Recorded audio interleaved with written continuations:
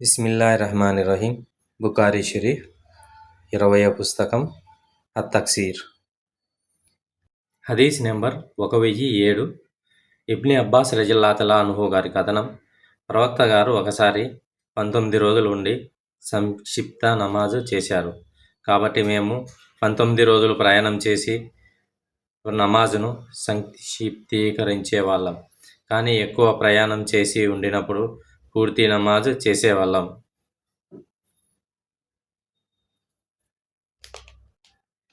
హదీస్ number 1008. Yahya bin Ishaq రజియల్లాహు అన్హు గారి కథనం. అనస్ రజియల్లాహు అన్హు గారు ఇలా చెప్పగా నేను విన్నాను. మేము ప్రవక్త గారితో కలిసి మదీనా నుండి మక్కా ప్రయాణం చేశాం. మరియు మదీనాకు తిరిగి వచ్చే వరకు ప్రతి నమాజును 2 రకాతులు చేశాం. నేను, మీరు మక్కాలో కొంతకాలం ఉన్నారా అని అడిగాను. ఆయన, మేము మక్కాలో 10 రోజులు ఉన్నాము అని జవాబిచ్చారు.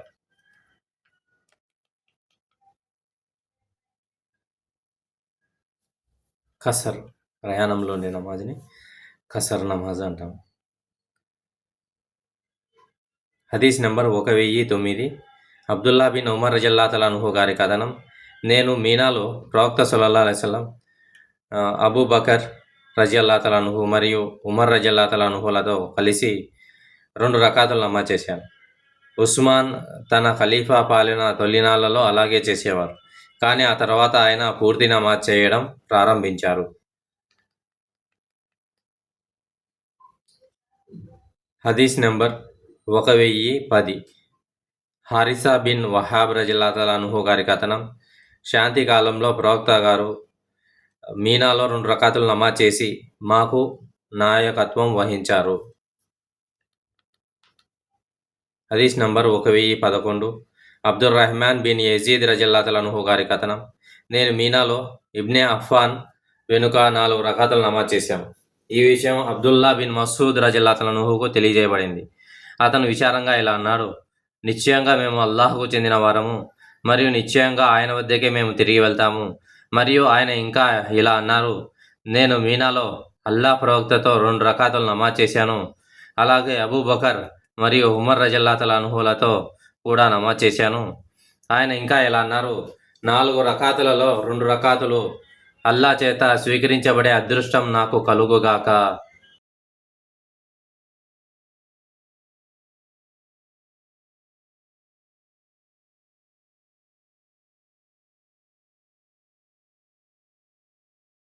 హదీస్ నెంబర్ 1012. ఇబ్ని అబ్బాస్ రజియల్లాహు అన్హు గారి కథనం.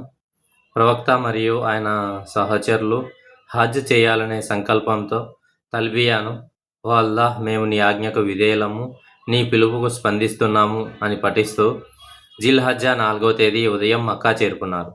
తమతో బలిపశువుని తీసుకొచ్చిన వారిని మినహాయించి మిగిలిన సహచరులందరూ హజ్జుకు బదులుగా ఉమ్రా కోసం ఇహ్రాం ధరించాలని ప్రవక్త గారు ఆదేశించారు.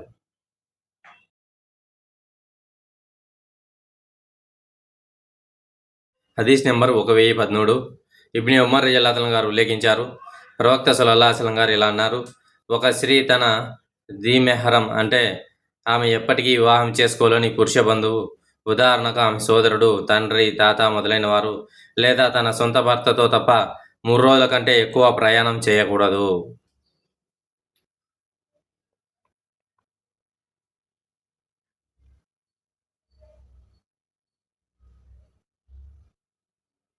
హదీస్ నెంబర్ 1014. ఇబ్ని ఉమర్ రజియల్లాహు అన్హు గారు ఉల్లేఖించారు, ప్రవక్త గారు ఇలా అన్నారు, ఒక స్త్రీ తన మెహరంతో తప్ప 3 రోజుల కంటే ఎక్కువ ప్రయాణం చేయకూడదు.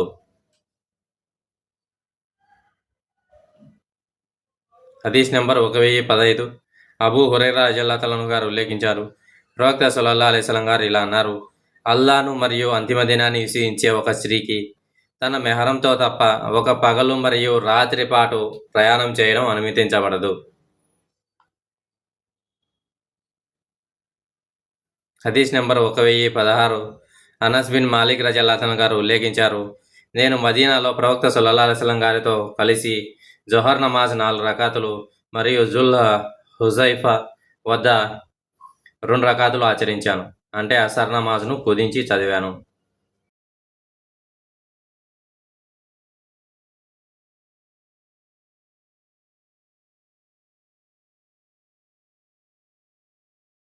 హదీస్ నెంబర్ 1017. ఆయిషా రజల్లాహు అన్హా గారు ఉల్లేఖించారు, ప్రార్థనలు మొదట విధింపబడినప్పుడు ఒక్కో ప్రార్థన 2 రకాతులుగా ఉండేది. ఆ తర్వాత ప్రయాణంలో చేసే ప్రార్థనను యథాతథంగానే ఉంచారు. కానీ ప్రయాణంలో లేని వారికి చేసే ప్రార్థనను పూర్తి స్థాయికి పెంచారు. అజ్-జుహ్రీ గారు ఇలా తెలిపారు, ప్రయాణంలో ఉన్నప్పుడు కూడా ఆయిషా రజల్లాహు అన్హా గారు పూర్తి ప్రార్థనలు ఎందుకు చేసేవారని నేను ఉర్వా రజల్లాహు అన్హా గారిని అడిగాను. దానికి ఆయన ఇలా సమాధానమిస్తూ, ఉస్మాన్ రజల్లాహు అన్హు గారు ఎలా చేశారో ఆమె కూడా అలాగే చేశారు.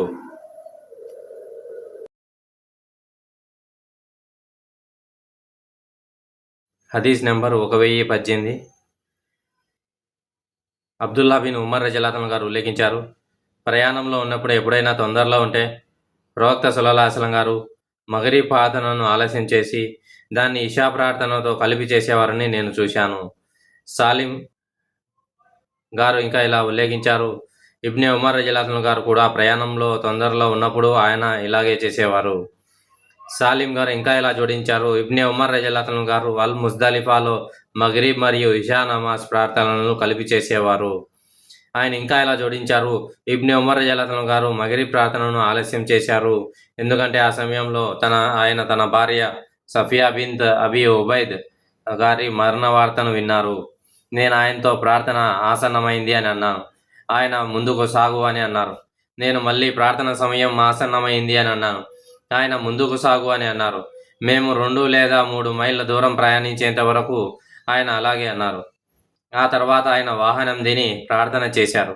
అనంతరం ఆయన ఇలా అన్నారు, ప్రయాణంలో ఉన్నప్పుడు ఎప్పుడైనా తొందరలో ఉంటే ప్రవక్త సల్లల్లాహు అలైహి వసల్లం గారు ఈ విధంగా ప్రార్థన చేయడం నేను చూశాను. అబ్దుల్లా బిన్ ఉమర్ రజల్లాహు అన్హు గారు ఇలా జోడించారు, ప్రవక్త సల్లల్లాహు అలైహి వసల్లం గారు ఎప్పుడైనా తొందరలో ఉన్నప్పుడు ఆయన మగరీబ్ నమాజ్ను కాస్త ఆలస్యం చేసేవారు. ఆపై మగరీబ్ నమాజ్కు సంబంధించిన 3 రకాతులు పూర్తి చేసి తస్లీం చేసేవారు. ఆ తర్వాత కొద్దిసేపు వేచి ఉండిన పిమ్మట ఇషా నమాజ్ కోసం ఇకామత్ పలికేవారు. అప్పుడు ఆయన 2 రకాతులు పూర్తి చేసి తస్లీం చేసేవారు. ఆయన అర్ధరాత్రి వరకు, అంటే తహజుద్ నమాజ్ చేసే సమయం వరకు ఎటువంటి ఐచ్ఛిక నమాజును, నఫిల్ నమాజ్ను చేసేవారు కాదు.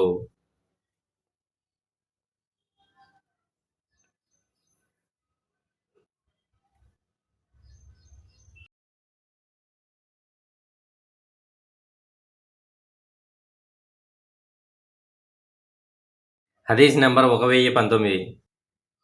అబ్దుల్లా బిన్ ఆమిర్ రజల్లాహు అన్హు తన తండ్రి నుండి ఇలా ఉల్లేఖించారు, ప్రవక్త సల్లల్లాహు అలైహి వసల్లం గారు తన వాహనం ఏ దిశగా వెళ్తుంటే ఆ దిశగానే ముఖం ఉంచి నమాజ్ చేయడం నేను చూశాను. హదీస్ నెంబర్ 1020. జాబిర్ బిన్ అబ్దుల్లా రజల్లాహు అన్హు గారు ఇలా ఉల్లేఖించారు, ప్రవక్త సల్లల్లాహు అలైహి వసల్లం గారు ప్రయాణంలో ఉన్నప్పుడు వాహనంపై స్వారీ చేస్తూనే కిబ్లా దిశ కాకుండా వేరే దిశలో ముఖం ఉంచి నఫిల్ నమాజులు చేసేవారు. హదీస్ నెంబర్ 1021. నాఫీ రజల్లాహు అన్హు గారు ఇలా ఉల్లేఖించారు, ఇబ్నే ఉమర్ రజల్లాహు అన్హు గారు ప్రయాణంలో ఉన్నప్పుడు తన వాహనంపైనే నమాజ్ మరియు వితర్ నమాజులు చేసేవారు. ప్రవక్త సల్లల్లాహు అలైహి వసల్లం కూడా అలాగే చేసేవారని ఆయన తెలిపారు. హదీస్ నెంబర్ 1022.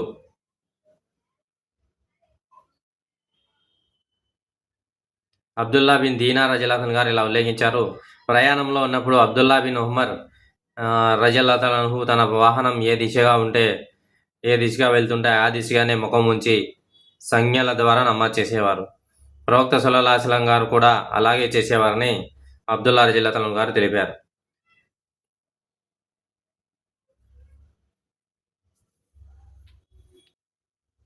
హదీస్ నెంబర్ 1023. ఆమిర్ బిన్ రబీహా రజల్లాహు అన్హు గారు ఇలా ఉల్లేఖించారు, ప్రవక్త సల్లల్లాహు అలైహి వసల్లం గారు తన వాహనంపై నుండి ఏ దిశగా ముఖం ఉన్నా సరే తల ఊపడం ద్వారా నఫిల్ నమాజులు చేయడం నేను చూశాను. అయితే ప్రవక్త సల్లల్లాహు అలైహి వసల్లం గారు ఫజర్ నమాజులు, తప్పనిసరి నమాజులు చేసేటప్పుడు మాత్రం ఎప్పుడూ అలా చేసేవారు కాదు. సాలిం గారు ఇలా ఉల్లేఖించారు, రాత్రి వేళల్లో ప్రయాణ సమయంలో అబ్దుల్లా బిన్ ఉమర్ రజల్లాహు అన్హు గారు తన జంతువు ఊపిపైనే నమాజ్ చేసేవారు మరియు ఆయన ఏ దిశగా ముఖం ఉంచారనే విషయాన్ని అసలు పట్టించుకునేవారు కాదు. ఇబ్నే ఉమర్ రజల్లాహు అన్హు గారు ఇలా అన్నారు, ప్రవక్త సల్లల్లాహు అలైహి వసల్లం గారు ఐచ్ఛిక నమాజును ఆయన తన వాహనం వెనుక భాగంలో ఏ దిశకైనా అభిముఖంగా కూర్చొని వితర్ నమాజ్ కూడా చేసేవారు. కానీ దానిపై ఎన్నడూ తప్పనిసరి నమాజ్ చేయలేదు.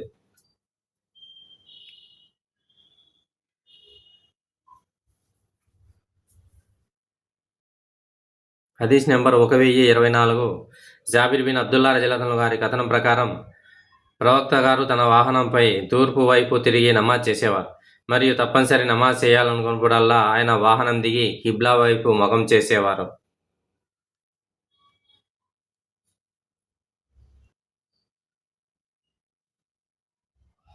హదీస్ నెంబర్ 1025. జాబిర్ బిన్ అబ్దుల్లా రజల్లాహు గారి కథనం ప్రవక్త గారు తన వాహనంపై తూర్పు వైపు తిరిగి నమాజ్ చేసేవారు. మరియు తప్పనిసరి నమాజ్ చేయాలనుకున్నప్పుడల్లా ఆయన వాహనం దిగి కిబ్లా వైపు ముఖం చేసేవారు. అనస్ బిన్ మాలిక్ రజల్లాహు షామ్ నుండి తిరిగి వచ్చినప్పుడు మేము ఆయనకు స్వాగతం పలకడానికి వెళ్ళాము. మరియు ఆయన అత్తమర్ అనే ప్రదేశంలో ఆయన్ను కలిశాము. ఆయన గాడిదపై స్వారీ చేస్తూ కిబ్లాకు ఎడమ వైపునకు ముఖం పెట్టి నమాజ్ చేయడం నేను చూశాను. నేను ఆయనతో, నువ్వు కిబ్లా దిశ కాకుండా వేరే దిశలో నమాజ్ చేయడం నేను చూశాను అని అన్నారు. దానికి ఆయన, ప్రవక్త గారు కూడా ఇలా చేయడం నేను చూడకపోయి ఉంటే నేను అలా చేసి ఉండేవాడిని కాదు అని బదులిచ్చారు.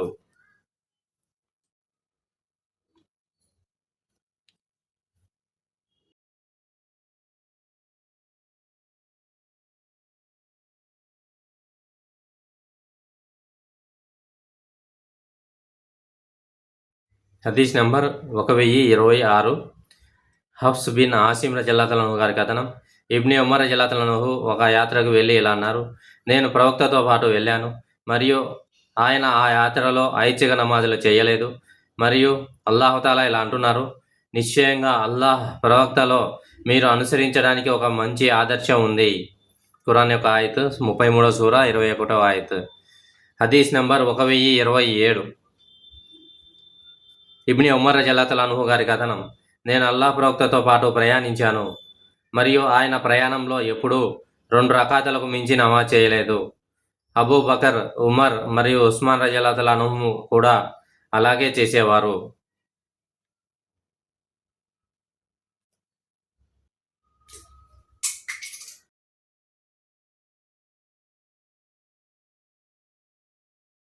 హదీస్ నెంబర్ 1028.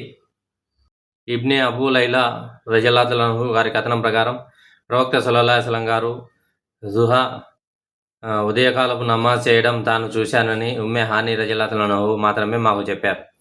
ఆమె ఇలా చెప్పింది, మక్కా విజయం జరిగిన రోజున ప్రవక్త సల్లల్లాహు అలైహి వసల్లం గారు మా ఇంట్లో స్నానం చేసి 8 రకాతులు నమాజ్ చేశారు. ఆయన అంత తేలికపాటి నమాజ్ చేయడం నేను ఎప్పుడూ చూడలేదు. కానీ ఆయన పరిపూర్ణంగా సాష్టాంగ నమస్కారం మరియు రుకులు చేశారు. అబ్దుల్లా బిన్ ఆమీర్ రజల్లాహు గారి రచన చేసిన దాని ప్రకారం అతని తండ్రి అతనికి ఇలా చెప్పారట, ప్రవక్త సల్లల్లాహు అలైహి వసల్లం గారు ప్రయాణంలో ఉన్నప్పుడు రాత్రిపూట తన వాహనంపై కూర్చొని అది ఏ దిశగా వెళ్తే ఆ దిశగా ముఖం పెట్టి నఫిల్ నమాజ్ చేయడం తాను చూశారట.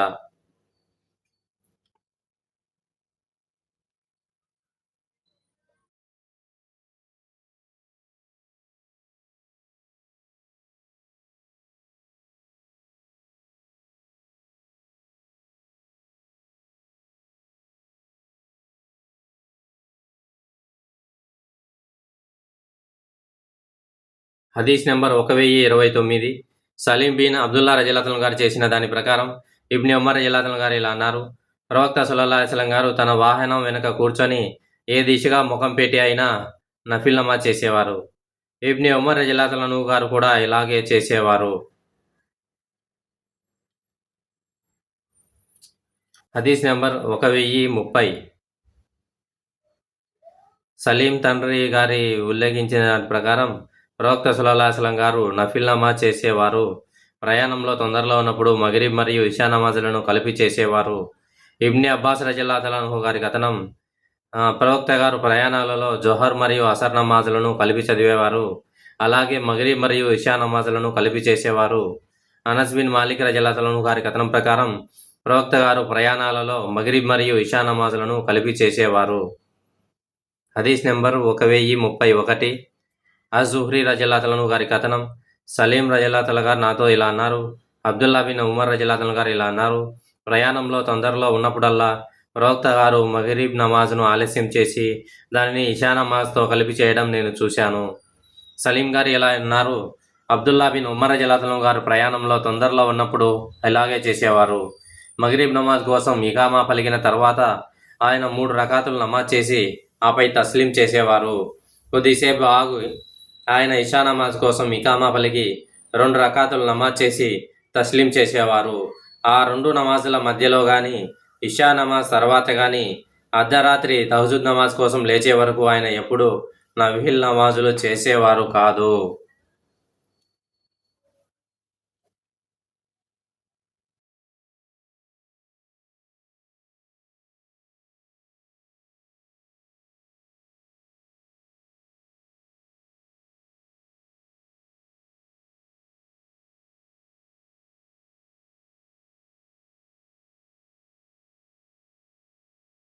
హదీస్ నెంబర్ 1032. అనస్ రజల్లాహు గారి కథనం, ప్రవక్త సల్లల్లాహు అలైహి వసల్లం గారు ప్రయాణాలలో మగరిబ్ మరియు ఇషా అనే 2 నమాజులను కలిపి చేసేవారు. హదీస్ నంబర్ 1033. అనస్ బిన్ మాలిక్ రజల్లాహు గారి కథనం, ప్రవక్త గారి మధ్యాహ్నానికి ముందు ప్రయాణం ప్రారంభించినప్పుడల్లా ఆయన జొహర్ నమాజ్ను మరియు అసర్ నమాజ్ సమయం వరకు వాయిదా వేసి ఆ తర్వాత రెండింటినీ కలిపి చేసేవారు. ఒకవేళ మధ్యాహ్నం సూర్యుడు అస్తమిస్తే ఆయన జొహర్ నమాజ్ చేసి ఆ తర్వాత ప్రయాణం కోసం బండి ఎక్కేవారు.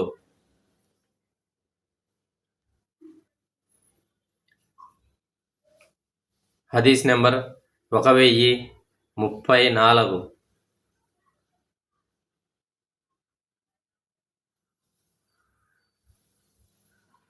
అనస్ బిన్ మాలిక్ రజల్లాహు గారి కథనం ప్రకారం ప్రవక్త గారు మధ్యాహ్నానికి ముందు ప్రయాణం ప్రారంభించినప్పుడల్లా ఆయన జొహర్ నమాజ్ను అసర్ నమాజ్ సమయం వరకు వాయిదా వేసి ఆ తర్వాత బండి దిగి రెండింటినీ కలిపి చేసేవారు. మరియు ఆయన ప్రయాణం ప్రారంభించే ముందు సూర్యుడు అస్తమించినప్పుడల్లా ఆయన జొహర్ నమాజ్ చేసి ఆ తర్వాత ప్రయాణం కోసం గుర్రంపై బయలుదేరేవారు.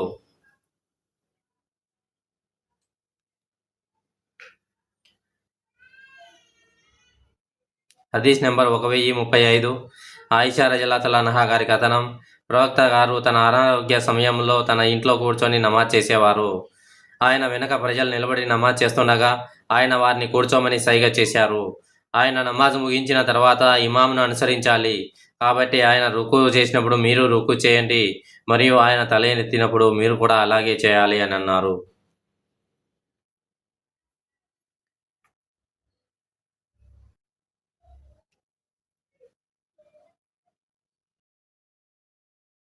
హదీస్ నెంబర్ 1036. అనస్ బిన్ మాలిక్ రజల్లాహు గారి కథనం, ప్రవక్త గారు గుర్రంపై నుండి పడిపోయారు మరియు ఆయన కుడివైపున గాయమైంది లేదా గీరుకుపోయింది. కాబట్టి మేము ఆయన ఆరోగ్యం గురించి విచారించడానికి వెళ్ళాం. నమాజ్ సమయం ఆసన్నమవడంతో ఆయన కూర్చొని నమాజ్ చేయగా మేము నిలబడి నమాజ్ చేశాం.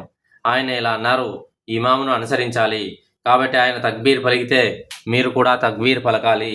ఆయన వంగి నమస్కరిస్తే మీరు కూడా రుకు చేయాలి. ఆయన తల ఎత్తినప్పుడు మీరు కూడా అలాగే చేయాలి. ఆయన సమీ అల్లాహు లిమన్ హమీదా అని పలికితే మీరు రబ్బనా వలకల్ హమ్ద్ అని పలకాలి.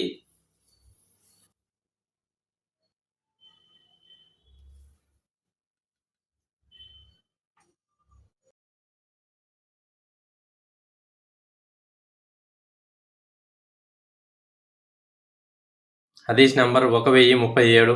ఇమ్రాన్ బిన్ హుస్సేన్ రజల్లాహు గారి కథనం ప్రకారం ఒక వ్యక్తి కూర్చొని నమాజ్ చేయడం గురించి నేను ప్రవక్త గారిని అడిగాను. ఆయన ఇలా అన్నారు, అతను నిలబడి చేస్తే అది ఉత్తమం, మరియు కూర్చొని చేసేవారికి నిలబడి నమాజ్ చేసేవారికి లభించే ప్రతిఫలంలో సగం ఉంటుంది, మరియు పడుకొని నమాజ్ చేస్తే కూర్చొని నమాజ్ చేసేవారికి లభించే ప్రతిఫలంలో సగం లభిస్తుంది.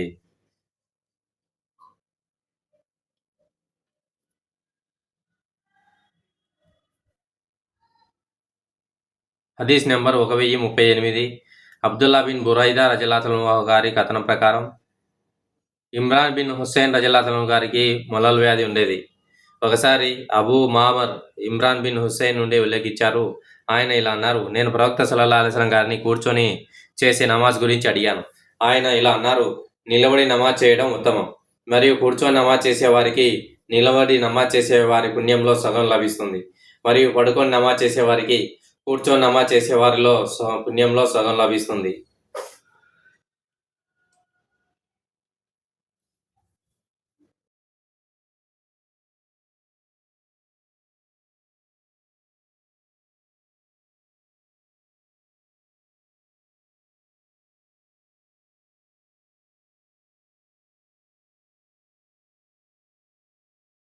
హదీస్ నెంబర్ 1039. ఇమ్రాన్ బిన్ హుసేన్ రజల్లాహు గారు ఉల్లేఖించారు, నాకు మొలల వ్యాధి ఉండేది. అందువల్ల నేను ప్రవక్త గారిని నమాజ్ గురించి అడిగాను. ఆయన ఇలా అన్నారు, నిలబడి నమాజ్ చేయి, అలా చేయకపోతే కూర్చొని నమాజ్ చేయి, అది కూడా చేయలేకపోతే పక్కకు తిరిగి పడుకొని నమాజ్ చేయి.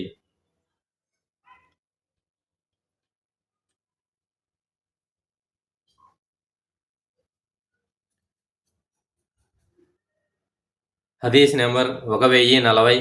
ఆయిషా రజల్లాహు అన్హా గారు ఇలా అన్నారు, నేను ప్రవక్త సల్లల్లాహు అలైహి వసల్లం తన వృద్ధాపంలో తప్ప కూర్చొని రాత్రి నమాజ్ చేయడం ఎప్పుడూ చూడలేదు. అప్పుడు కూడా ఆయన కూర్చొనే పఠించేవారు, మరియు ఆయనకు రుకు చేయాలనిపించినప్పుడల్లా ఆయన లేచి నిలబడి 30 లేదా 40 ఆయతులు పఠించి ఆ తర్వాత రుకు చేసేవారు.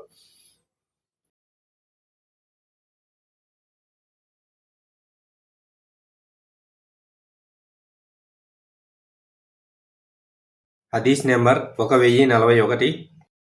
ఆయిషా రజల్లాహు అన్హా గారు ఇలా అన్నారు, ప్రవక్త గారు తన చివరి రోజులలో కూర్చొని నమాజ్ చేసేవారు. ఆయన కూర్చొనే పఠించేవారు, మరియు పఠనంలో 30 లేదా 40 ఆయతులు మిగిలి ఉన్నప్పుడు ఆయన లేచి నిలబడి వాటిని పఠించి ఆ తర్వాత వంగి సజ్దా చేసి రుకు చేసేవారు. ఆయన రెండో రకాతులో కూడా అలాగే చేసేవారు. ప్రార్థన ముగించుకున్న తర్వాత ఆయన నా వైపు చూసేవారు. నేను మేల్కొని ఉంటే నాతో మాట్లాడేవారు, నేను నిద్రపోతూ ఉంటే పనుకునేవారు.